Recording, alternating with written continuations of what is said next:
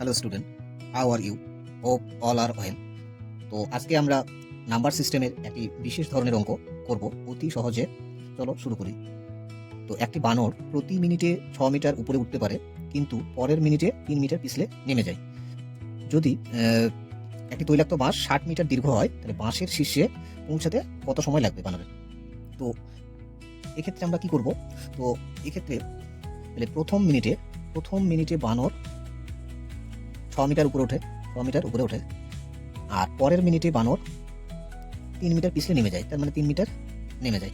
তাহলে আল্টিমেট 2 মিনিটে বানরটা মোট কত যাবে? 2 মিনিটে বানরটা উঠবে, এই দুটো যোগ করলে 3 মিটার উপরে উঠলো। তাহলে 2 মিনিটে 3 মিটার উপরে উঠলো। এবার আমাদের করতে হবে কি, তো তৈলাক্ত বাঁশটা কত লম্বা? 60 মিটার লম্বা।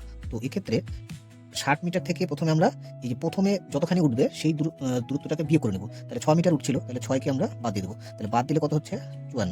এই যে 54 মিটার থাকলো, এই 54 মিটারকে আমরা কত দিয়ে ভাগ করবো? এই দুটো যোগ করে যে সংখ্যাটা হলো, এই 3 দিয়ে সবসময় ভাগ করবো। আমাদের অন্য কিছু ভাবতে লাগবে না। তাহলে এই 3 দিয়ে ভাগ করবো। 3 দিয়ে ভাগ করলে কতবার যাবে? 18 বার। তাহলে 54। তাহলে এই যে সংখ্যাটা হলো, এই সংখ্যাটা দিয়ে আমরা বোথ সাইডে গুণ করে দেবো। তাহলে গুণ করলে কত হবে? 18 ইন্টু 2 এত মিনিট।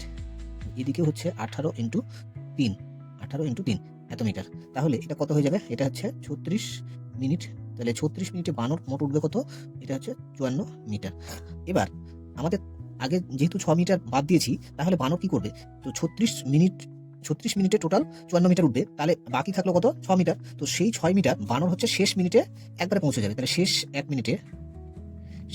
মিনিটে বানর কতখানি যাবে? 6 মিটার পৌঁছে যাবে। এবার 6 মিটার যখন পৌঁছে যাবে, বানর তো তৈলাক্ত বাঁশের যখন শীর্ষে উঠে যাবে, শীর্ষে যখন পৌঁছে গেল, তখন তো পিছলানোর কোনো ব্যাপার থাকবে না। তাহলে লোক ডেস্টিনেশনে পৌঁছে যাবে। তাহলে শেষ 1 মিনিটে সে 6 মিটার পৌঁছাবে। তাহলে এক্ষেত্রে মোট কত হবে? এটা যোগ করলে 37 মিনিট। তো 37 মিনিটে বানর, এটা যোগ করলে 60 মিটার। তো এই হচ্ছে, তাহলে 37 মিনিটে বানর হচ্ছে তৈলাক্ত বাঁশের শীর্ষে পৌঁছাবে। তাহলে সঠিক উত্তর 37 মিনিট। তো এটা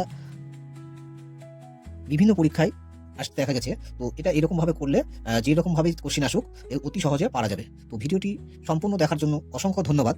যদি আমার ভিডিওটি তোমাদের উপকারে আসে, তাহলে ভিডিওটিতে একটি লাইক করবে, কমেন্ট করবে এবং ভিডিওটি শেয়ার করবে এবং আমার চ্যানেলটি সাবস্ক্রাইব করবে।